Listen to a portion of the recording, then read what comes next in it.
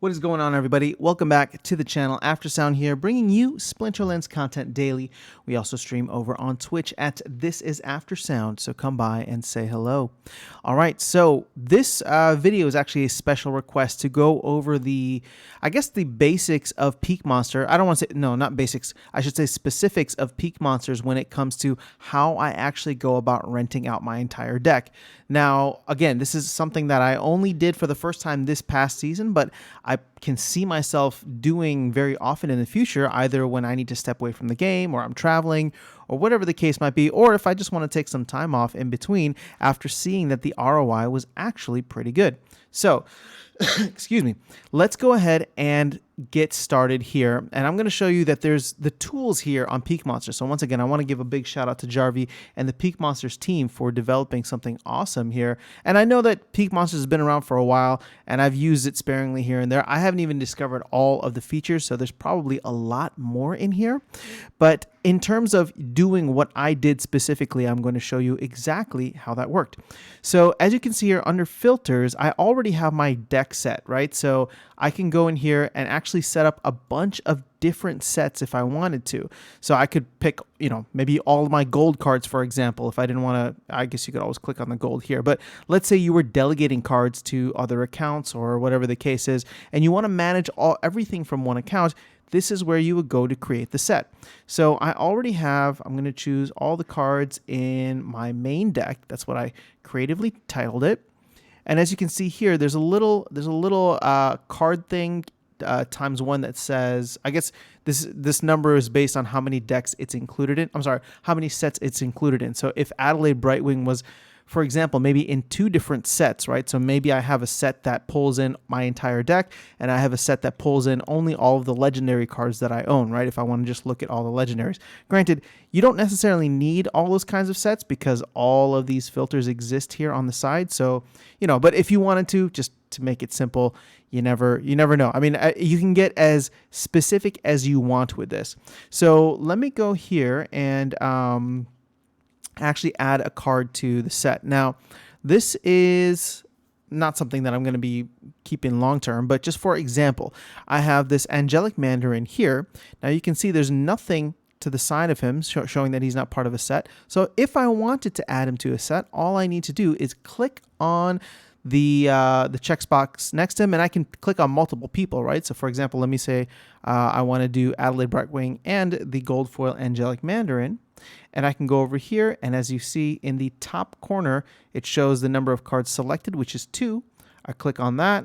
I drop down the sets thing, and I can just click very easily here, add to set, and boom, just like that, they are now included in the main deck. So if I were to pull up the main deck, they would be in there, all right? Now, actually, I want to take them out because I'm going to forget. So let me go ahead and remove them from the main deck. And to do that, you just literally do the same thing. Check the box and take them in.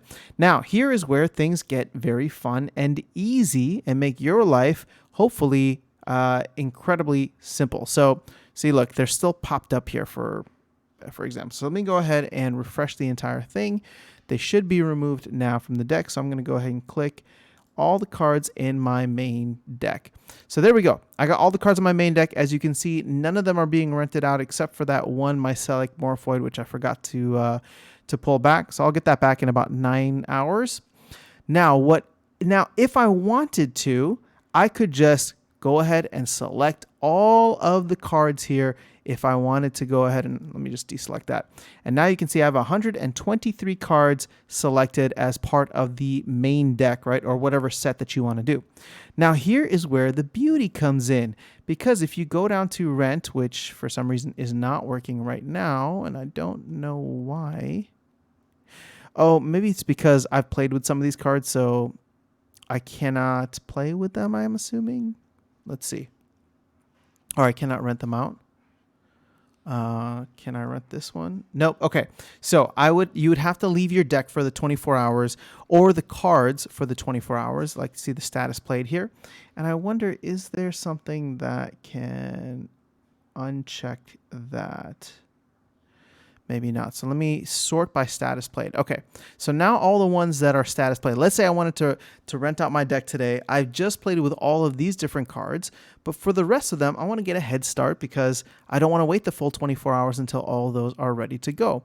So I would go ahead and pull in everything that has not been played. So it's going to be these cards here. And again, you know, it's going to take some mixing and matching, and looks like there's more down here. So let me see if I can grab just these. Okay, so cool.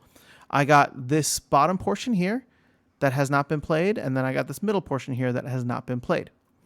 So that's a total of 47 cards. If I go click on here, I can click rent, and here is where the magic happens. Now, keep in mind, there's a 5% fee.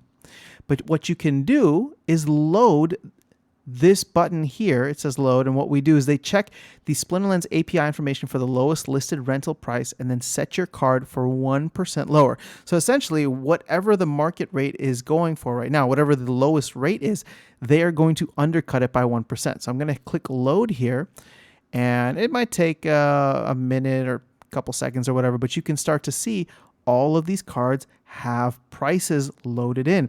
So I don't even have to think about this. I can just go ahead, throw all of these in there.